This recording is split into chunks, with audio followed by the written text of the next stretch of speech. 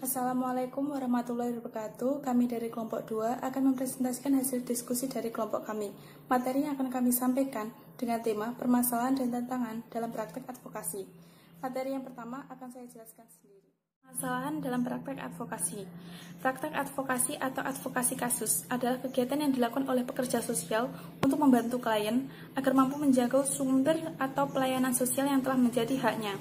Perkembangan akan kebutuhan advokat pada saat ini semakin pesat oleh warga masyarakat yang mempunyai masalah hukum. Bahkan dalam praktek advokasi, banyak sekali permasalahan yang akan timbul. Permasalahan umum yang terjadi adalah hal keahlian atau skill dalam profesi advokat. Berdasarkan kondisi dan faktor tersebut, maka jelas dunia profesi hukum pada waktunya tidak hanya memiliki para advokat yang memiliki keahlian yang bersifat umum atau general. Para advokat dan juga para konsultan hukum oleh asosiasi profesi diwajibkan memiliki keahlian yang spesifik dalam hal menangani masalah-masalah hukum tertentu. Selanjutnya berpendidikan. Semua persyaratan dan kebutuhan proses pembelajaran agar sesuai dengan kepentingan profesional lawyer dan standar mutu pendidikan tinggi hukum, maka harus dipikirkan bersama secara bersungguh-sungguh oleh dunia pendidikan tinggi hukum dengan asosiasi profesi hukum, khususnya asosiasi advokat.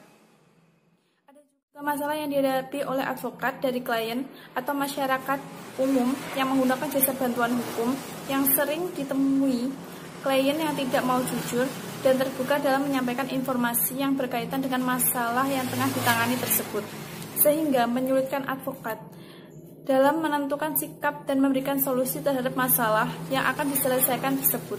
Kurangnya kepercayaan klien terhadap advokat dan paradigma klien yang salah terhadap advokat yang menganggap bahwa masalah yang dilimpahkan oleh klien kepada kuasa hukum diyakininya akan mendapat hasil yang sebagaimana keinginannya, yakni akan selalu perkaranya dimenangkan, bukan untuk mendapatkan solusi yang maslahat darinya dan mendapatkan putusan. Nama saya Ahmad Ibnu Saifuddin. Meneruskan pembahasan selanjutnya, tantangan dalam praktek advokasi. Hingga saat ini, sikap kebijakan hukum dan peradilan nasional masih diskriminatif, bahkan mengesampingkan fungsi dan peranan advokat. Selain itu, belum ada undang-undang yang secara khusus mengatur profesi advokat, berbeda dengan polisi, jaksa, dan hakim. Tidak satupun hukum positif di Indonesia yang secara tegas mengakui mereka sebagai elemen penegakan hukum. Akibatnya, hambatan-hambatan status kerap kali mereka hadapi ketika melaksanakan tugas dan peranannya, yang justru paling banyak ditemukan di lingkungan pengadilan. Mulai dari minimnya akses mereka terhadap informasi perkara yang ditangani, ketimpangan dalam hubungan fungsional dengan aparat penegakan hukum, polisi, dan jaksa, hingga sikap antagonis yang tak jarang ditunjukkan hakim dalam proses persidangan. Kriteria objektif dari tugas seorang advokat yang baik ditambah saluran pengaduan terhadap tindakan advokat yang merugikan kepentingan mereka sebagai klien merupakan sarana efektif bagi organisasi profesi melaksanakan fungsi pengawasannya secara optimal.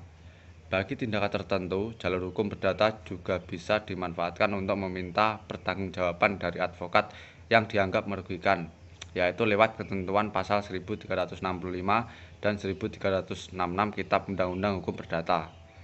Ketentuan ini lazim dijadikan sandaran dalam menentukan hubungan hukum antara klien dengan pengacaranya, termasuk jika kemudian terjadi perselisihan dalam hubungan tersebut. Pembahasan ketiga yaitu hambatan dalam praktek advokasi.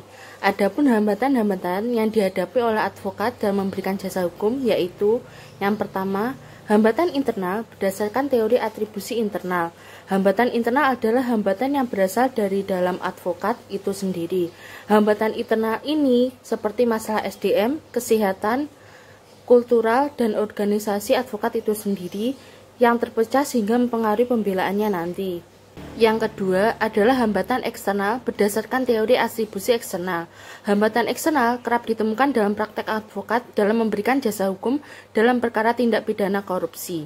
Hambatan dari eksternal ini dilihat dari situasi atau keadaan yang ditemukan oleh orang lain atau tidak sesuai dengan peraturan perundang-undangan. Seperti misalnya, adanya stigma terdakwa atau tersangka sudah divonis oleh masyarakat bahwa tersangka atau terdakwa telah melakukan tindak pidana korupsi, padahal belum ada keputusan yang berkekuatan hukum terhadap tersangka atau terdakwa. Penetapan tersangka yang tebang pilih, maksudnya seharusnya ada tersangka lain yang ikut melakukan tindak pidana korupsi, tetapi tidak dikaitkan sehingga klien merasa dirugikan untuk pembuktian juga. Adanya suatu paradigma bahwa seseorang yang telah diajukan sebagai terdakwa di muka persidangan dalam perkara tindak pidana korupsi harus dinyatakan bersalah dan diberikan hukuman dalam putusan pengadilan pada fakta-fakta yang ada. Apabila advokat meminta seseorang menjadi saksi, di persidangan banyak sekali terjadi kekhawatiran atau ketakutan malah dijadikan untuk diikutkan menjadi tersangka atau terdakwa, sehingga apabila ini terjadi maka advokat sulit sekali untuk menemukan dan membuat bukti-bukti untuk pembelaannya. Sekian presentasi dari kelompok 2. Jika ada salah kata dan kurangnya dalam pembahasan materi kami mohon maaf. Wassalamualaikum warahmatullahi wabarakatuh.